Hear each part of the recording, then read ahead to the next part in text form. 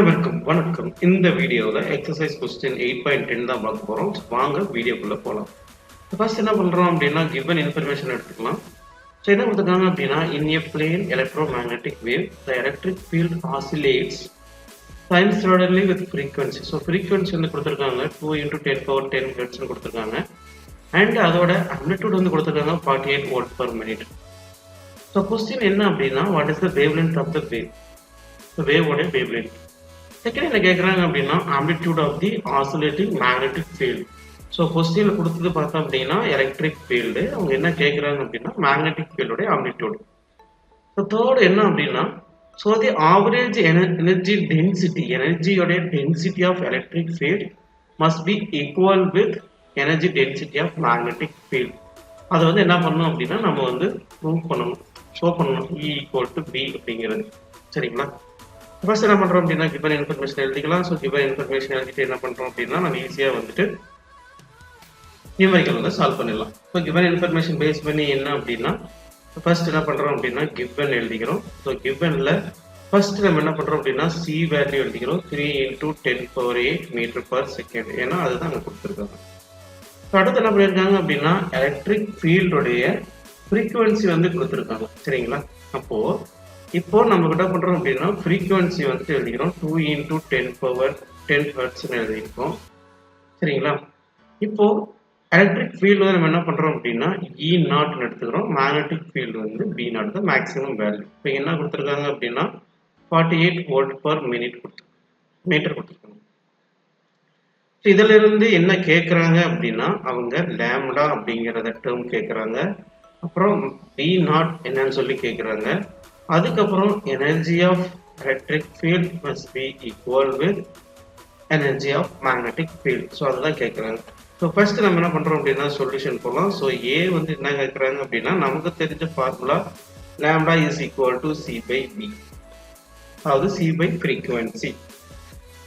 So நம்ம டைரெக்டாக value substitute பண்ணிக்கலாம். ஸோ சி வேல்யூ வந்து என்னன்னா 3 × 10⁸ டிவைட் பை V வேல்யூ பார்த்தோம் அப்படின்னா 2 × 10⁻10 ஹெர்ட்ஸ் கொடுத்துருக்காங்க. ஸோ நம்ம இது ஈஸியாக கேன்சல் பண்ணோம் அப்படின்னா நமக்கு என்ன கிடைக்கும் அப்படின்னா 1.5 கிடைக்கும். ஸோ மேலே யூனிட் போனோம் அப்படின்னா +8 இந்த டினாமினேட்டரை நியூமரேட்டர் கொண்டு போனோம் அப்படின்னா -12 வந்துடும். சரிங்களா? × 10⁻−12 இருக்கும். ஸோ என்ன ஆகும் அப்படின்னா 1.5 -12 + 8 என்ன ஆகும் 10⁻−4 மீட்டர் அப்படின்னு சொல்லிட்டு நம்ம எழுதிக்கலாம். சரிங்களா? சரி, 10 தானே இருக்கு, இப்போ 10 வரும். அப்போ -2 மீட்டர் எழுதிக்கலாம். இல்லை அப்படின்னா அது வந்து என்ன பண்ணலாம் அப்படின்னா சென்டிமீட்டர்னு எழுதிக்கலாம். 1.5 சென்டிமீட்டர், பட் நம்ம சென்டிமீட்டரில் எழுதக்கூடாது. ஏன் அப்படின்னா எலக்ட்ரிக் ஃபீல்டு வந்து மீட்டரில் தான் கொடுத்துருக்காங்க. ஸோ அதனால் என்ன பண்ணுறோம் அப்படின்னா நம்மளுடைய final answer lambda is equal to 1.5 × 10⁻−2 metre அப்படின்னு சொல்லி முடிச்சுக்கலாம். ஸோ செகண்ட் என்ன போகிறோம் அப்படின்னா ஆசிலேட்டிங் ஆம்ப்ளிட்யூட் மேக்னெட்டிக் ஃபீல்டு வந்து கண்டுபிடிக்க போகிறோம். ஸோ நம்ம ஆல்ரெடி சொல்லியிருக்கேன் E0 is equal to BC அப்படின்னு. ஜஸ்ட் வந்து இப்படி ஃபார்முலா ஞாபகம் வச்சுக்கின்ற ஒரே ரீசனுக்காக மட்டும் தான் சொல்லியிருக்கேன், வேறு எதுக்காக இல்லை. So B0 is equal to E0/C அப்படின்ற டேர்முக்கு வரும். இதை பேஸ் பண்ணி ஈஸியாக கண்டுபிடிச்சிருக்கலாம். நமக்கு E0 வேல்யூ என்ன அப்படின்னா 48 வோல்ட் பர் மினிட். C வந்து பார்த்தீங்க அப்படின்னா 3 × 10⁸. நம்ம இது கேன்சல் பண்ணோம் அப்படின்னா 16 டைம்ஸ் வரும். அப்போ ஈஸியாக எழுதிக்கலாம் 16 × 10⁻−8. டினாமினேட்டரை நியூமரேட்டர் கொண்டு போகும்போது மைனஸ் ஆகிடும். சரிங்களா? ஸோ நமக்கு ஃபைனலாக ஆன்சர் வந்து கிடைச்சிருச்சு. அப்போ மேக்னெட்டிக் ஃபீல்டோட வேல்யூ என்ன அப்படின்னா 16 × 10⁻−8 டெஸ்லா அப்படிங்கிற யூனிட்டை நம்ம யூஸ் பண்ணிக்கணும். சரிங்களா? இப்போ நெக்ஸ்ட் வந்து சி போகலாம். என்ன கேட்குறாங்க அப்படின்னா energy of electric density of electric field must be equal with energy density of magnetic field. அதை வந்து ப்ரூவ் பண்ண சொல்கிறாங்க. ஸோ நமக்கு வந்து என்ன தெரியணும் அப்படின்னா இதோடைய ஃபார்முலா தெரிஞ்சால் மட்டும் தான் நம்ம வந்து கண்டுபிடிக்க முடியும். கரெக்டுங்களா? அப்போ எனர்ஜி ஆஃப் எலக்ட்ரிக் ஃபீல்டு, அதாவது எனர்ஜி டென்சிட்டி ஆஃப் அப்படின்னு சொல்லி இருக்குது அப்படின்னா நமக்கு ஒரு ஃபார்முலா இருக்கு. எனர்ஜி டென்சிட்டி 1/4 ε0 E0² அப்படின்னு சொல்லி ஒரு ஃபார்முலா இருக்கு. ஸோ அதே மாதிரி பார்த்தோம் அப்படின்னா எனர்ஜி ஆஃப் மேக்னெட்டிக் ஃபீல்டுக்கு அதே மாதிரி ஒரு ஃபார்முலா இருக்கு. என்ன அப்படின்னா 1/4 மியூ நாட். சரி, நீங்கள் எப்சிலான் நாட் போட்டால் இங்கே வந்து மியூ நாட் போடணும். ஸோ நெக்ஸ்ட் என்ன பண்ணோம் அப்படின்னா square of magnetic field. So இதுதான் நம்ம வந்து எடுத்துக்க போகிறோம். சரிங்களா? இதை தான் நம்ம வந்து ப்ரூவ் பண்ண போகிறோம். எப்படி ப்ரூவ் பண்ணலாம்னு சொல்லிட்டு பார்க்கலாம்.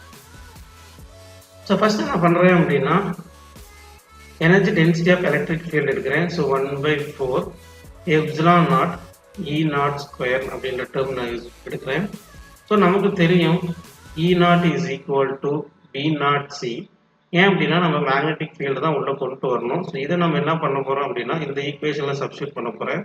ஸோ பண்ணால் என்ன இருக்கும் 1/4 எப்சிலான் நாட், சரிங்களா, பி நாட் சி ஹோல் ஸ்கொயர்னு வரும்.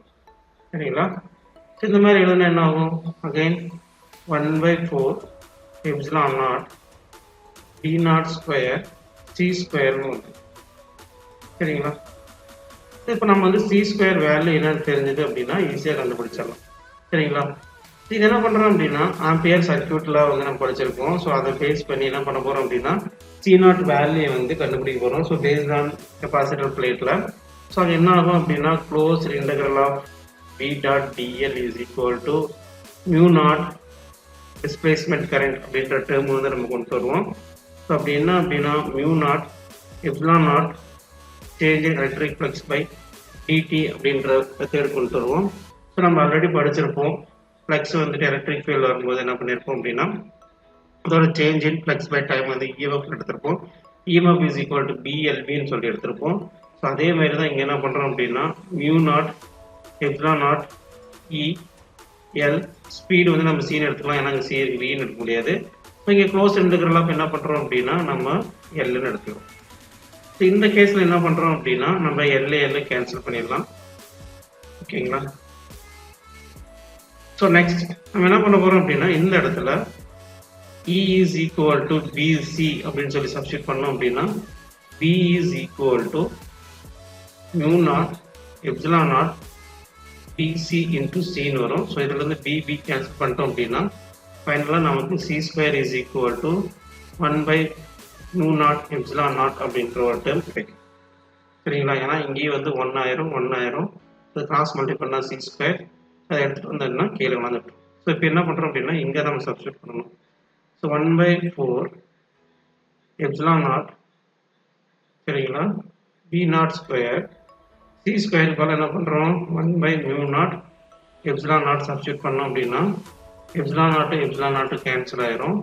ஸோ நமக்கு என்ன கிடைக்கும் 1/4 mu நாட் பி நாட் ஸ்கொயர்னு கிடைக்கும். ஸோ ஃபைனலாக நமக்கு வந்து ஃபார்முலா கிடைச்சிருச்சு. ஸோ இதை பேஸ் பண்ணி தான் நம்ம என்ன பண்ணுறோம் அப்படின்னா சொல்யூஷன் எழுத போகிறோம். therefore energy density of electric field is equal to energy density of magnetic field in electromagnetic wave radiation. ஓகேங்களா? ஸோ இதுதான் அதோடைய ப்ரூஃப். ஸோ இந்த வீடியோ உங்களுக்கு பிடிச்சிருந்துச்சுன்னா மறக்காம நம்ம சேனல் லைக் பண்ணுங்க, சப்ஸ்கிரைப் பண்ணுங்க, உங்க ஃப்ரெண்ட்ஸுக்கு ஃபார்வர்ட் பண்ணுங்க. நன்றி, வணக்கம்.